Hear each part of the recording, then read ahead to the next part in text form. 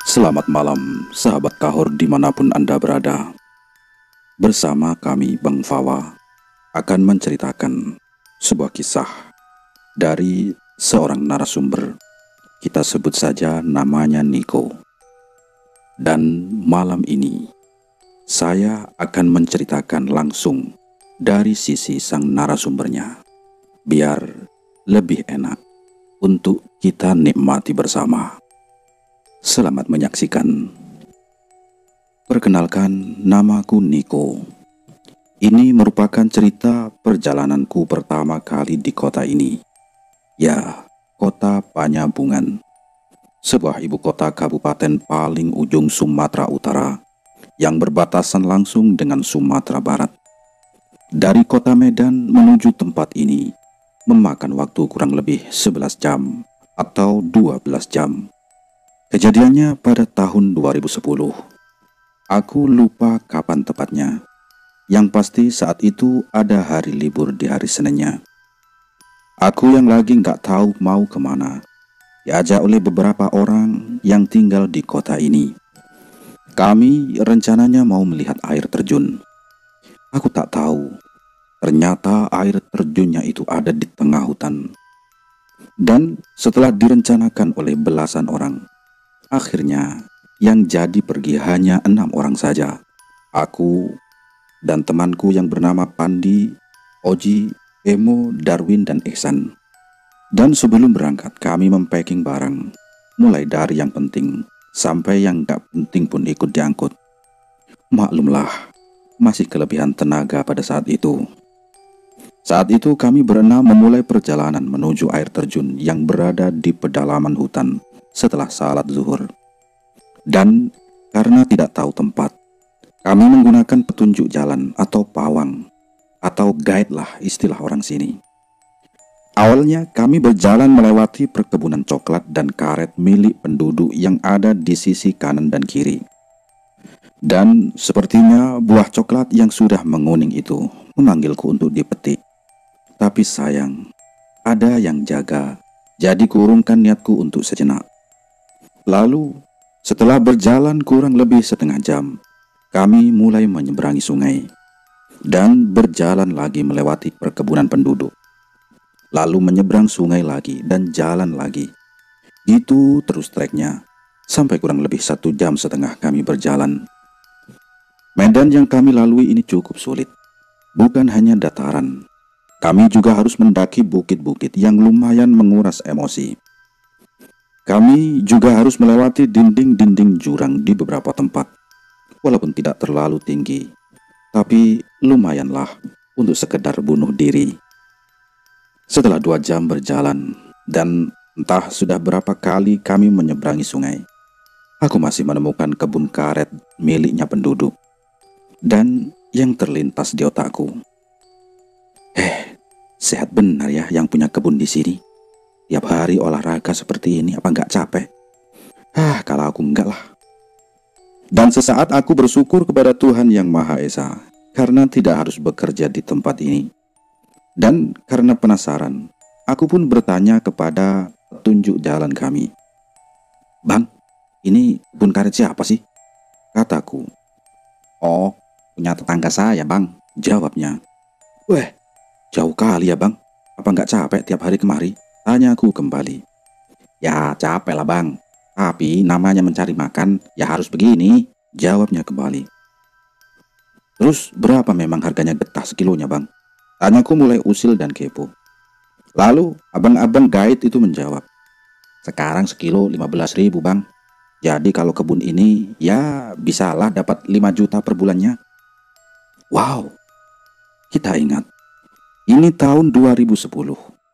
Kalau dapat per bulan ini punya penghasilan 5 juta, pasti ini sungguh-sungguh lumayan. Mendengar jawaban guide tersebut, aku hanya bisa diam dan kembali berdoa. "Ya Allah, aku juga mau kebun di sini. 5 juta per bulan aku juga mau, ya Allah. Gak apalah tiap hari jalan kemari." Batinku dengan berdoa seperti itu. Setelah melewati perkebunan karet paling ujung, kami menyeberangi sungai kembali, lalu memasuki hutan lindung. Dan Pohonnya sudah mulai berbeda. Bila sebelumnya pepohonan diatur tata letaknya, ini terlihat jelas pohon tersebut tumbuh sendiri sesuka penciptanya. Pohon ini mulai rapat dan tidak beraturan, walaupun ada jalan setapak untuk melewatinya. Di sini, kicau burung terdengar merdu. Kita bisa melihat dengan jelas beraneka jenis burung, mulai dari murai hijau, kacer, jalak, enggang, bahkan murai batu juga ada di hutan ini. Akan tetapi, seiring maraknya penambangan ilegal, penjarahan hutan, bahkan perburuan, burung-burung itu kini sudah sangat berkurang populasinya. Bahkan murai batu yang dulu banyak di sini, kini seakan-akan sudah hilang. Setelah berjalan hampir 3 jam, kami sudah mulai kecapean, dan teman-teman yang lain minta istirahat panjang. Hanya satu orang yang masih kuat, yaitu si Darwin. Ini orang benar-benar kuat, berpenampilan pendekar, pendek juga mekar. Walaupun memiliki ukuran tubuh yang minimalis, tapi ototnya pada berontak untuk keluar. Mungkin untuk memudahkan membayangkannya, aku kasih gambaran seorang figur hulek. Ya, sejak awal dia membawa tas logistik dan tidak ada gantian. Mungkin cita-citanya menjadi porter, makanya dia berusaha dengan maksimal. Tapi karilku juga nggak kalah berat. Saat packing barang, Andy yang memasukkan keperluan kami di tas yang aku bawa. Karena saat itu aku pergi berbelanja dan mengurus yang lainnya. Setelah selesai istirahat, kami pun berjalan kembali. Dan kini kami masuk ke kerajaan makhluk merayat penghisap darah. Ya, itulah pacet. Pacet ini sejenis cacing tanah, tapi suka menghisap darah. Bukan dari golongan lintah. Nah, jalan 10 langkah, sudah ada saja yang melempel. Jalan lagi menempel lagi. Begitulah kami seterusnya. Seakan-akan kami berjalan sekaligus donor darah dan memberi makan mereka. Dan syukurnya, aku menggunakan celana pendek, sehingga pacetnya nggak cuma nempel di kaki dan betis, tapi sudah menjalar ke baha dan daerah-daerah lainnya yang tidak mungkin aku ceritakan. Asem. Itulah gerutuku karena terlalu kesal. Begitu jumpa sungai, aku langsung nyemplung, membersihkan pacet-pacet yang nempel semaunya dia. Tapi ternyata bukan aku, yang lain juga melakukan aksi yang sama, sambil berkolor-kolor yang nyemplung ke sungai. Dan setelah yakin sudah tidak ada lagi pacet yang menempel, sambil menahan gatal bekas gigitan pacet, kami melanjutkan perjalanan. Dan alhamdulillah itu pacet masih banyak di jalur selanjutnya. Dan kini kami berjalan lebih hati-hati, sambil memperhatikan kaki kawan yang ada di depan bila terkena pacet. Selanjutnya kami berjalan di hutan belantara, yang kanan dan kirinya ditumbuhi pepohonan yang besar-besar. Akan tetapi, jalur jalan ini juga terdapat tumbuh-tumbuhan kecil, kayak tanaman tembakau yang masih muda. Bang, di sini hati-hati ya. Mulai belum selesai sang pawang atau guide ini berbicara, sudah terdengar suara. Waduh, perih kali, apa itu? Ternyata itu suara si Pandi. Wah, baru saya mau bilang di depan ini banyak daun latong, lanjut sang pawang. Oh, telat bang, jawabku. Dan aku pun ikut merasakan betapa perih dan gatalnya daun latong atau jelatang tersebut. Asli, gatalnya bukan main, sangat gatal sekali. Bila terkena air, rasanya makin perih. Dan bila terkena angin, gatalnya ini makin menjadi-jadi. Sepanjang perjalanan kami melakukan aksi garuk masal dengan ekspresi muka menahan perih. Bang, obatnya apa ini bang? Tanya Oji kepadaku. Abang juga nggak tahu Ji. Abang aja baru tahu ini ada pohon kayak itu. Udah kasih minyak angin saja, jawabku asal-asalan. Lalu kami mengoleskan minyak angin. Ternyata efeknya tidak ada, karena semakin gatal. Aku mengambil lumpur dan mengoleskannya. Dan kali ini rasa gatalnya benar-benar berkurang. Kemudian teman-teman yang lain yang terkena latong ini mengoleskan lumpur di tempat yang terkena daun tersebut. Ini bang, oleskan juga. Mudah-mudahan ntar malam bisa hilang gatalnya. kata sang pawang sambil memberikan aku akar-akaran. Ini akar pohon itu bang, kata orang akarnya bisa mengobati gatalnya, lanjut sang pawang. Ya nggak ada salahnya dicoba. Kami pun langsung mengoleskannya lagi bersama lumpur-lumpur yang sudah menempel.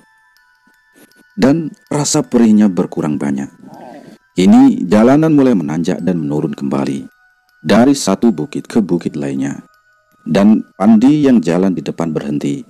Begitu juga dengan pawang dan teman-teman yang lain saat kami menanjak. Sedangkan aku bersama dengan Oji ketinggalan di belakang. Entah kenapa, setiap jalan aku selalu kebagian mengurusi tipikal pejalan yang seperti ini. Jalan atau pendaki yang bawaannya paling ringan, tapi jalannya paling lambat dan bolak-balik istirahat. Dari bawah, kami melihat mereka hanya diam di tempat.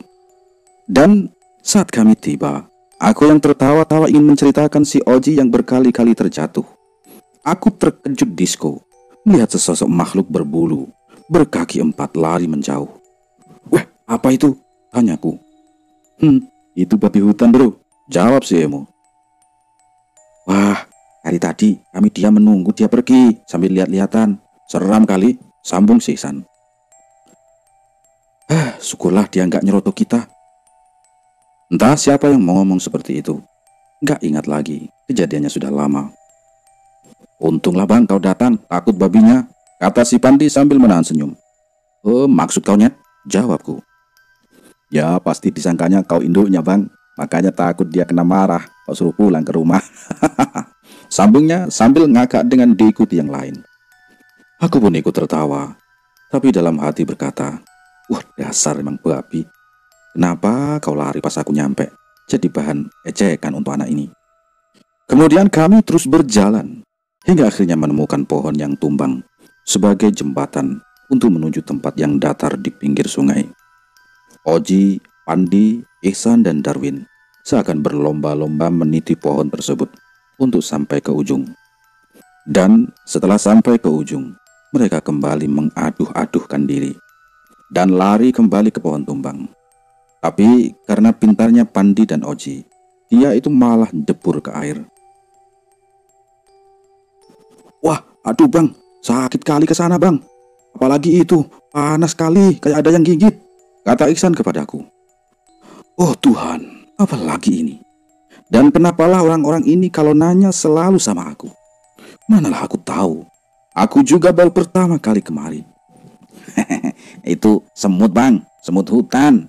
Jangan lewat sana bang, nanjak dulu, kalau mau lewat sana harus lari kencang, kata si pawang. Astaga, pawang ini kalau ngasih petunjuk selalu setelah orang kena masalah. Kenapa tidak dari awal? Akhirnya kami memutuskan lewat bawah sambil berlari kencang karena sudah terlalu capek untuk jalan memutar. Dan saat lari, entah kenapa seakan-akan ada seekor semut yang sudah menungguku untuk bersilaturahmi. Anjrit, asli panas sekali gigitan semutnya. Rasanya seperti terkena api rokok. Sumpah, panas sekali. Dan untungnya rasa sakitnya tidak terlalu lama, tanpa meninggalkan bekas gigitan atau rasa gatal seperti digigit semut pada umumnya. Setelah melewati kerajaan Pacet, pemukiman daun latong, dan wilayah administrasi semut hutan, kami akhirnya sampai di dataran agak tinggi yang lumayan luas di dekat sungai dengan dikelilingi pepohonan untuk mendirikan tenda. Kami bermalam di sini karena langit sudah mulai gelap dan air terjun tujuan kami sudah terlihat dari sini. Bang, minta minumlah, kata si Pandi kepadaku. Minum air sungai saja Pan, airnya jernih kok. Abang aja dari tadi minum air sungai, jawabku sambil merapikan tenda dan matras dari dalam. Sepanjang perjalanan, aku memang meminum air sungai, dan juga anak-anak yang lainnya meminum air sungai. Hanya si Pandi dan si Oji yang meminum air mineral botolan yang mereka bawa. Enggak lah bang, di dalam tas keril yang abang bawa ada aqua di dalamnya, sambungnya. Lalu aku memeriksa dan membongkar tas yang kubawa, dan ternyata isinya ada air mineral. Astaga, rasanya aku ingin berubah jadi super saya. Walaupun bentuk aku kayak iblis Bo dan warna kulit mirip Piccolo, tapi aku tetap ingin jadi super saya. Anjrit. Aku berjalan mengikuti aliran sungai menuju air terjun sambil membawa aqua ukuran 1,5 liter sebanyak 5 botol yang membuat bahu pegal, dan setiap haus aku malah minum air sungai. Oh Tuhan, aku sangat menyesal sekali. Singkat cerita, malam pun tiba. Kami menyantap makan malam, dilanjutkan dengan acara gibah-gibah atau rasan-rasan ngobrol-ngobrol di tengah hutan tanpa ada kejadian-kejadian aneh. Dan besoknya kami bangun pagi menuju air terjun. Air terjunnya memang cukup indah, walaupun tidak terlalu tinggi, namun tetap cukup luas dan sangat asri karena di tengah hutan. Dan hanya kami yang ada di situ. Akan tetapi melihat medan yang dilalui, rasanya nggak sebanding bila kami hanya melihat hal ini. Bang, air terjunnya cuma ini? Tanya Pandi kepadaku. Manalah abang tahu, Pan. Kan sudah 100 kali ku bilang. Aku baru pertama kali kemari, jawabku sambil menahan emosi. Jawab aja nggak tahu, Bang. Nggak usah emosi. Lagian masa kau nggak tahu, Bang? Sambungnya. Oh Tuhan. Yang disangka anak ini mungkin aku adalah gokil kali. Ada Bang air terjun satu lagi, tapi jauh ke dalam lagi Bang, masuk ke dalam hutan.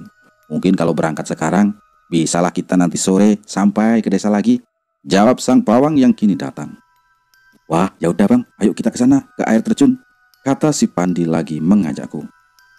Setelah berembuk dan melihat sisi bekal yang ada, kami akhirnya memutuskan untuk meneruskan perjalanan menuju air terjun yang satu lagi. Yuk jalan, ajak aku kepada mereka. Setelah puas bermain air tanpa main sabun, lompat ke sana kemari, perut terisi, akhirnya kami memutuskan untuk jalan kembali menuju air terjun selanjutnya. Kami berjalan di bawah pepohonan yang sangat rimbun. Semakin kami berjalan, area pepohonan semakin rapat, dan pohon yang tumbuh semakin tinggi, yang membuat tempat tersebut begitu lembab karena cahaya matahari yang terhalang pepohonan.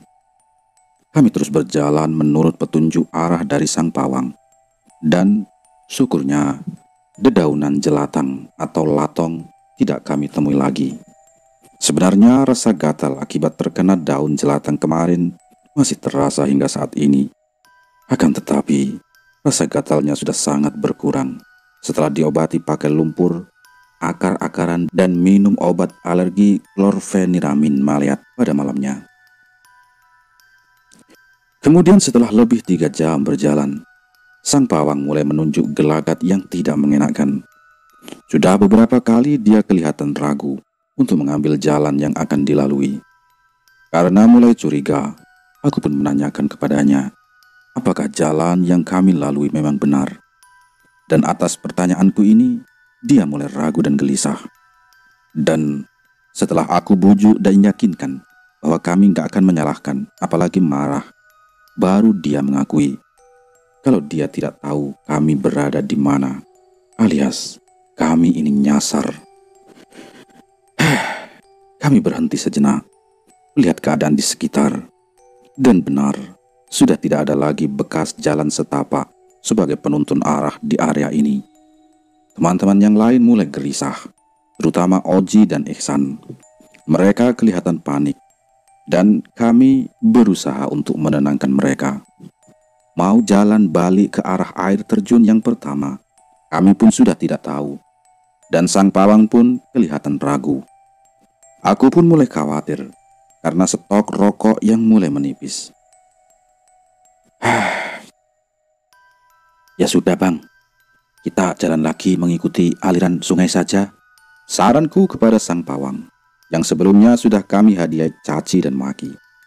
Sebenarnya aku ingin menghadiahi dia semut hutan, tapi apalah daya, aku pun gak berani memenggangnya. Lagian ngaku guide kok gak tahu jalan, kan bodat namanya. Tapi sungainya udah gak kelihatan lagi Bang, suaranya aja gak kedengeran. Entah siapa yang ngomong saat itu. Aku baru sadar ternyata kami berjalan tidak tentu arahnya. Bahkan aliran sungai juga tidak kedengaran dari sini. Aku berusaha untuk melihat arah mata angin, akan tetapi pohon di sini terlalu tinggi, sehingga aku tidak bisa melihat bayangan, dan hampir semua pohon ditumbuhi lumut di sekelilingnya. Jadi aku tak tahu mana arah barat dan timur. Kemudian aku mengambil kompas, dan setelah melihat kompas, aku memutuskan untuk berjalan ke arah barat. Karena menurutku, bila kita berjalan ke arah barat, pasti akan sampai ke laut. Sedangkan bila ke arah lainnya, yang ada makin masuk ke hutan, yang pawangnya pun tak tahu di mana ujungnya. Setelah berjalan lebih dari setengah jam dan berlari-larian menghindar dari sarang tawon, akhirnya kami mendengar suara gemuruh air. "Bang, itu ada suara air," kata Pandi kepadaku. Ya Pan, aku juga dengar. Aku belum peka," jawabku ngasal. Kemudian kami berjalan mengikuti sumber suara tersebut, lalu melihat aliran sungai, dan kami terus berjalan melihat sumber airnya. Dan ternyata di depan kami ada air terjun yang tingginya kurang lebih 15 meter. Air terjun tersebut sangat jernih, dan curah airnya tidak terlalu besar. Di kanan kiri air terjun tersebut terdapat dinding atau tebing yang sangat panjang dan tinggi dengan ditumbuhi lumut di sekitarnya. Kami istirahat sejenak sambil memeriksa pacat yang menempel di tubuh kami di dalam air. Sebenarnya, sepanjang jalan, entah sudah berapa banyak kami mencabuti pacat yang menempel.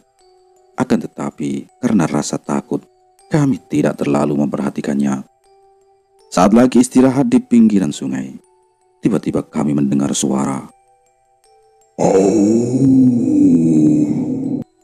Suara auman yang samar-samar terdengar beradu dengan suara air yang membuat kami terdiam.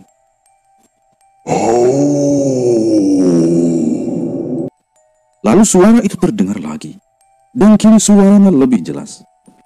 Kami semua langsung berkumpul berdekatan dan bersiap-siap dengan saling membelakangi. Si Oji kelihatan sangat ketakutan. Dia memelukku sangat kuat, dan dia ini mulai menangis. Sang pawang menyiapkan parang yang dibawanya, dan entah dari mana aku mendapat pemikiran untuk memanjat di samping air terjun tersebut. "Ayo woi, panjat naik ke atas saja," kataku kepada mereka. "Wah, tinggi kali bang, aku nggak bisa manjat," jawab si Oji. "Alah, abang juga nggak bisa Ji, tapi nggak ada jalan lain," jawabku meyakinkan. Lalu si Darwin mulai memanjat di samping air terjun tersebut dan berteriak, "Weh, dari sini, ini ada akar." Kemudian kami masuk ke dalam air dan lalu mendatangi si Darwin. Kemudian memanjat satu persatu. Setelah Darwin, kini Iksan sudah ikut memanjat. Lalu Pandi dan si Emo di belakangnya.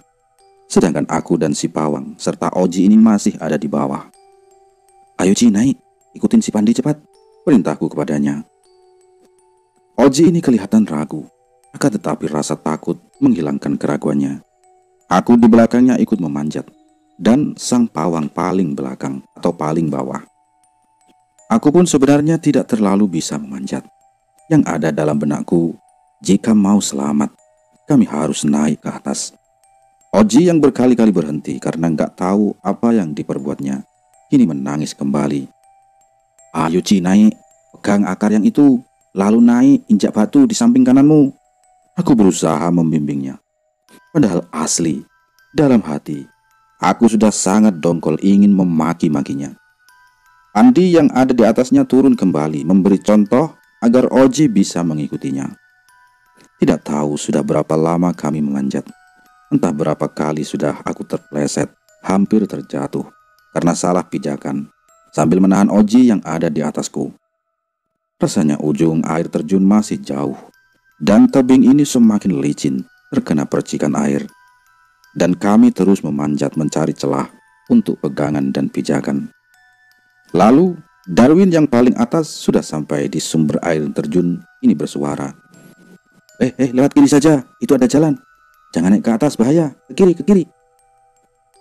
Mendengar perkataannya, kami yang di bawah mengikuti petunjuknya. Kami melipir di pinggiran tebing sambil merayap. Ternyata tak semudah yang kami duga.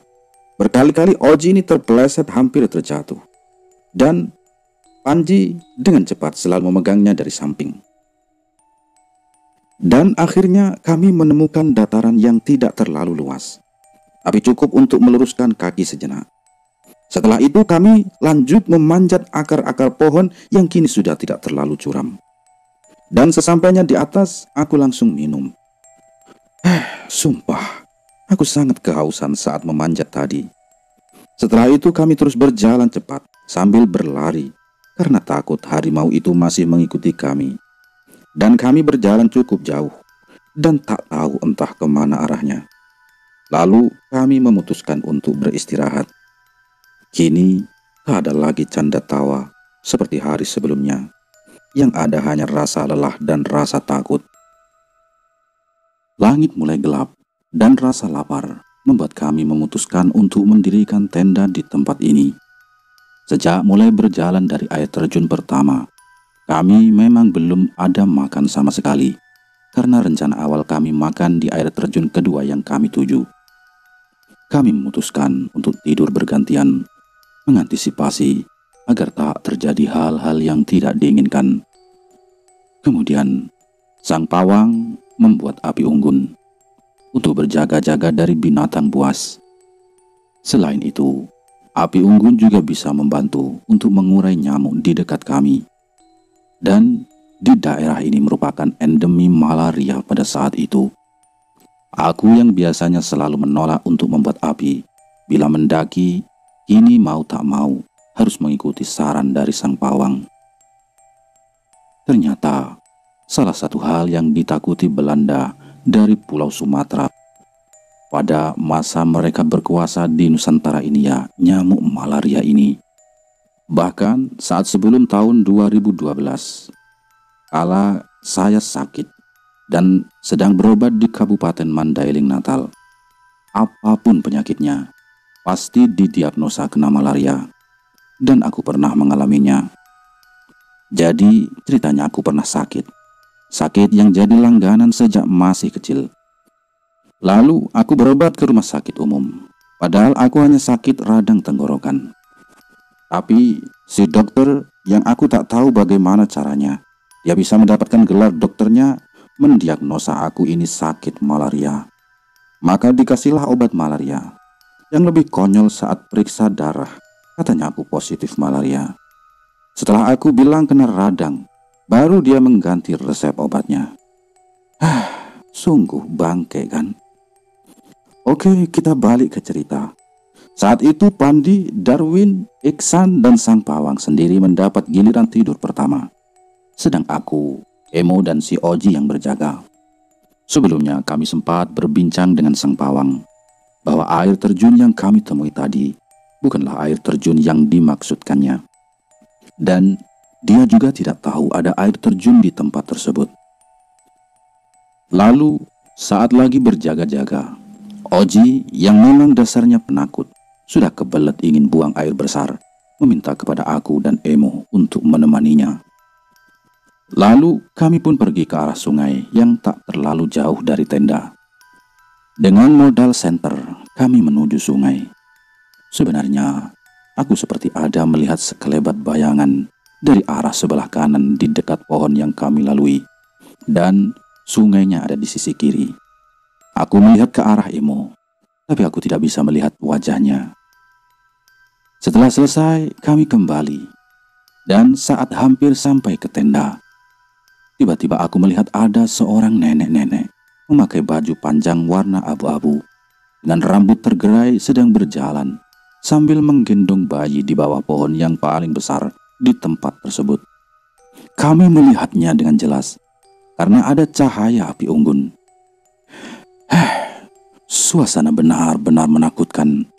Bahkan untuk bernafas saja rasanya sudah sangat berat. Saat itu kami hanya diam, tak tahu harus berbuat apa. Kami hanya melihat nenek itu berjalan sambil menunduk ke arah pohon yang besar. Sebelum dia sampai ke pohon tersebut, dia membalikkan badannya melihat kepada kami. Terlihat jelas mukanya yang retak-retak dengan rambut yang aut-autan. Terdapat lingkar hitam di sekitar matanya. Sumpah, bila kuntilanak identik dengan tampilan Susana, ini sama sekali berbeda. Mukanya retak seperti lumpur kering berwarna pucat dan kukunya panjang hitam, dan matanya yang tidak terlihat jelas, hanya lingkaran hitamnya. Jangankan untuk berjalan, untuk bergerak saja rasanya tidak memungkinkan.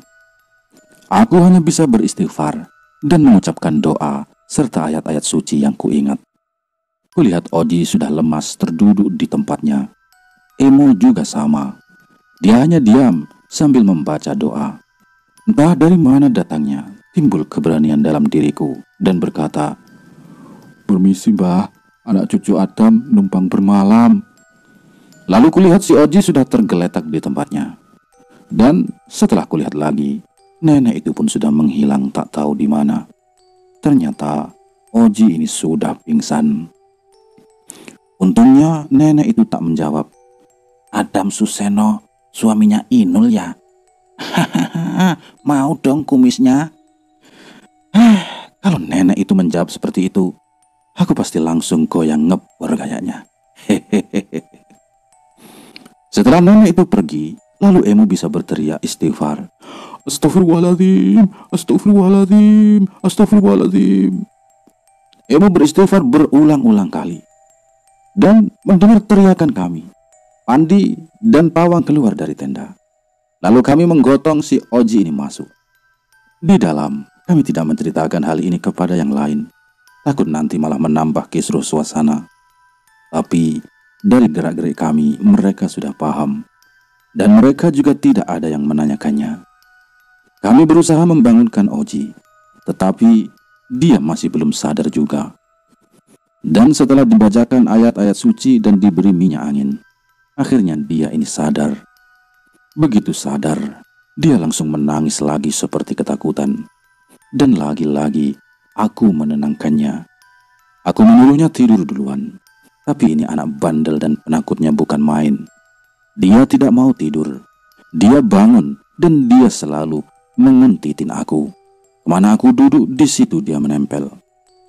Aku, Emo, dan Oji yang sebelumnya satu tenda, ini mau gabung ke tenda yang satu lagi. Akan tetapi karena nggak muat, mereka yang pindah ke tenda kami. Namun Darwin dan Iksan memaksa nggak mau pindah tenda. Mereka tetap di tenda sebelumnya. Dan akhirnya hanya Pandi yang pindah ke tenda kami. Sedangkan Darwin, Iksan, dan Pawang di tenda satunya. Kini nggak tahu sudah jam berapa. Yang pasti aku sudah sangat mengantuk. Mata rasanya sudah tinggal 5 watt. Tetapi Pandi masih mengajak aku bercerita. "Bang, abang tahu kan jalannya? Kita pasti selamat kan bang?" katanya. Iya Pan, nanti kita sama-sama mencari jalan pulang," jawabku. Iya bang, tidurlah abang duluan, biar aku yang jaga," katanya lagi. Dalam hati pun aku berkata, setan alas. Dari tadi aku mau tidur, tapi terus-terusan kau ajak bicara. "Bang, abang, ada dengar suara tapak kaki orang gak?" tanya Pandi kepadaku. Iya, kayak suara sepatu tentara. Aku dari tadi dengar juga bang."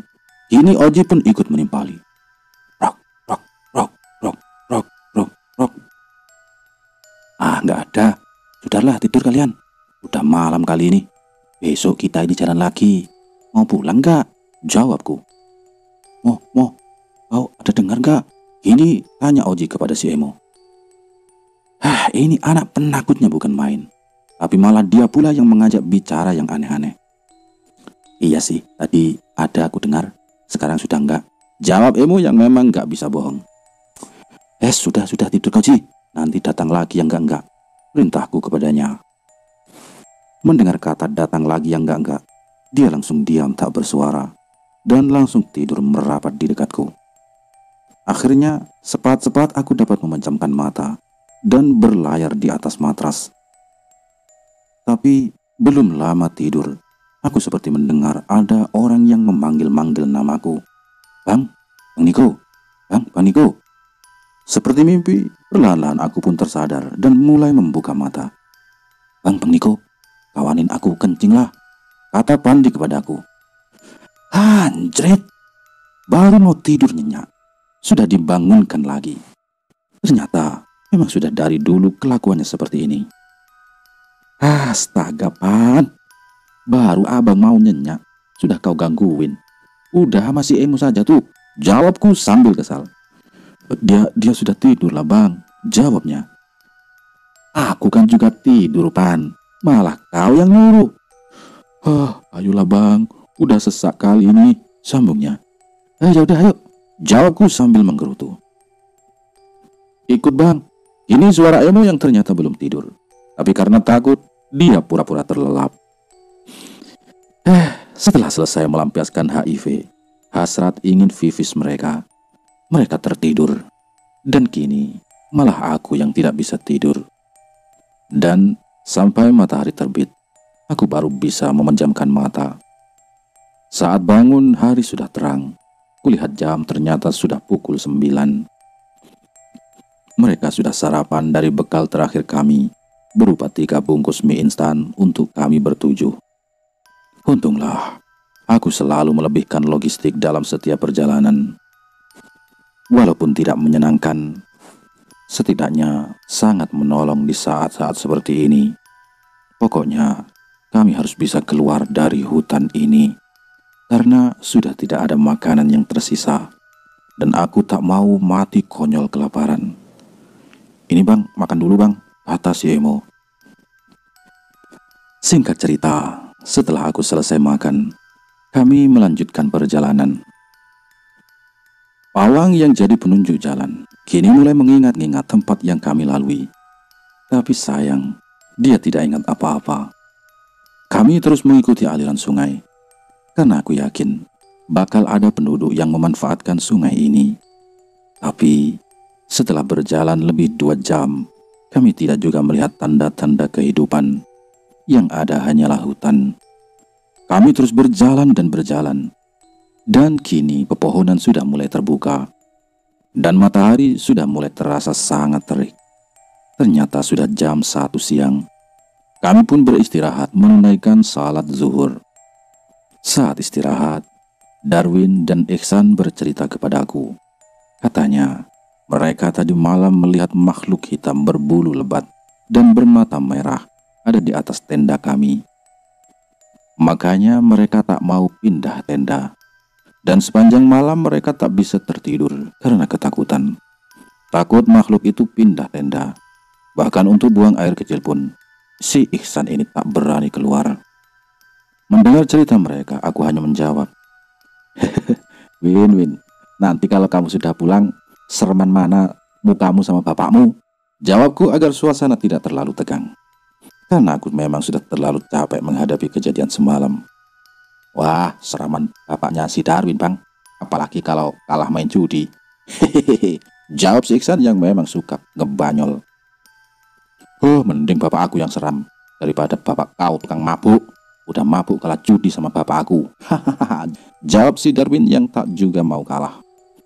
Melihat mereka berdua masih bisa bercanda-canda, rasanya tersesat ini bukan satu halangan untuk kami menikmatinya. Kami terus berjalan mengikuti aliran sungai, walaupun kami tak tahu kemana ujungnya. Perut yang sudah mulai mendadak dangdut, meronta-ronta minta diisi.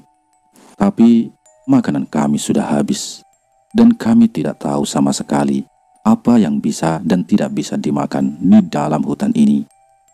Terkadang kami harus melompat, bahkan merayap di akar pohon, karena tidak ada jalan saat mengikuti aliran sungai.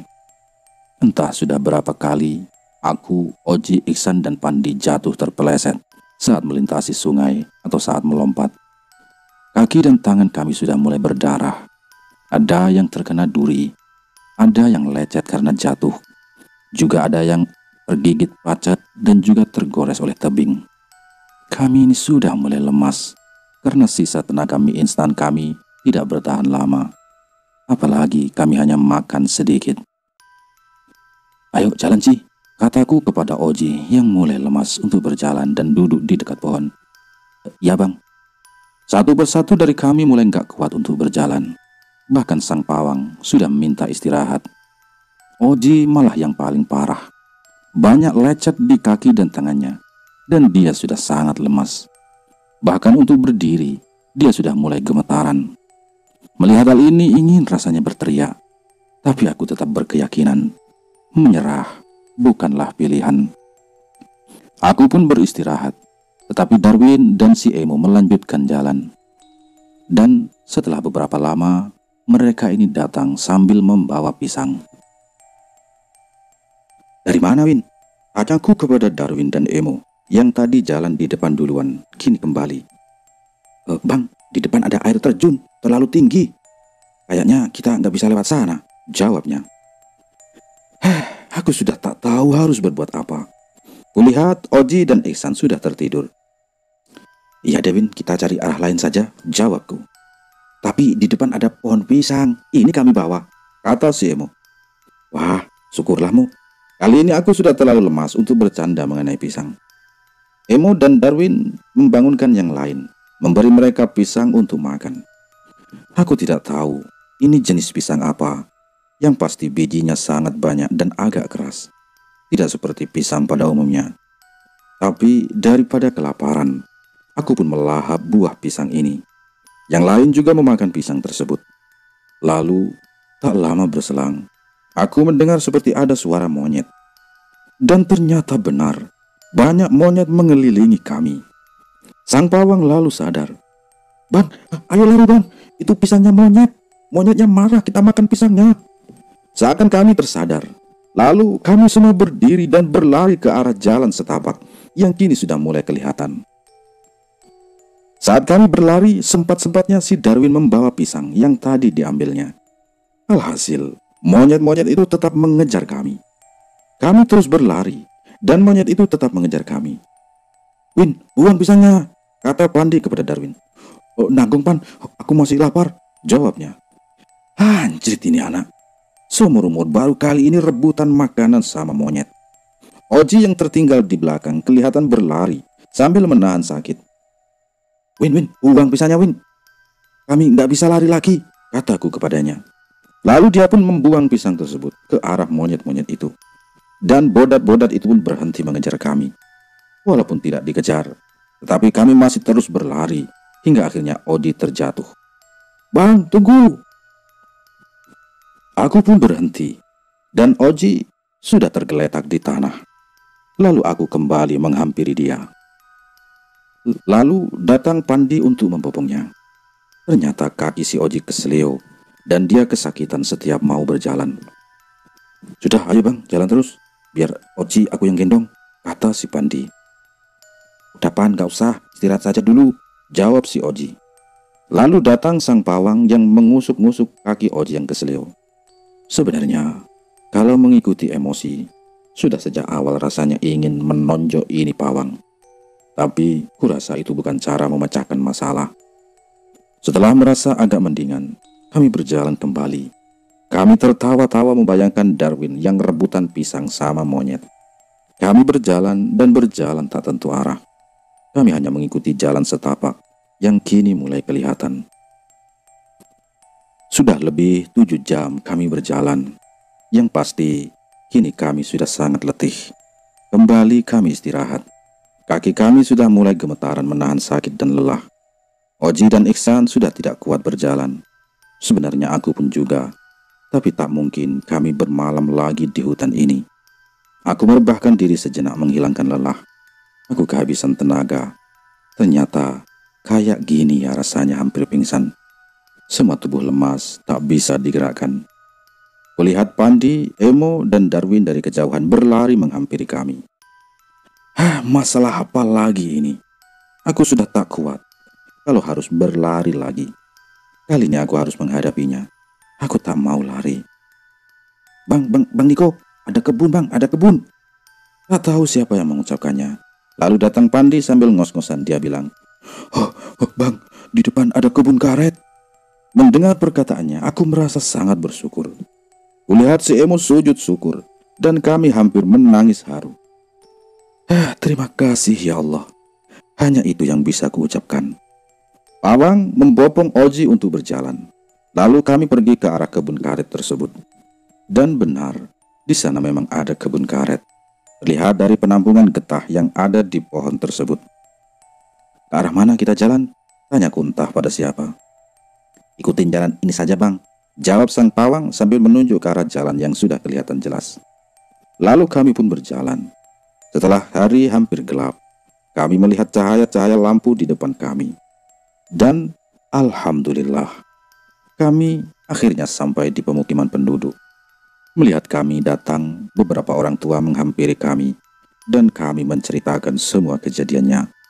Ternyata kami sudah berada di Kecamatan Batang Natal. Jadi kami sudah sangat jauh nyasarnya. Bila naik kendaraan dan melewati jalan utama, bisa menempuh waktu 3 jam lebih dari lokasi awal kami masuk hutan. Akan tetapi, karena kami jalan melingkarinya, makanya kami berhari-hari di hutan dan mereka semua sangat terkejut mendengar cerita dari kami. Dan salah seorang tetua adat menceritakan kepada kami bahwa tempat kami ngecamp saat tersesat adalah di kuburan tua, di mana dulunya pernah terjadi pembantaian serdadu Belanda di hutan tersebut. Dan mungkin suara sepatu yang kami dengar adalah suara jejak mereka. Itulah kisahku yang tersesat di belantara rimba hutan Sumatera. Hingga akhirnya kami pun bisa pulang dengan selamat. Wassalam.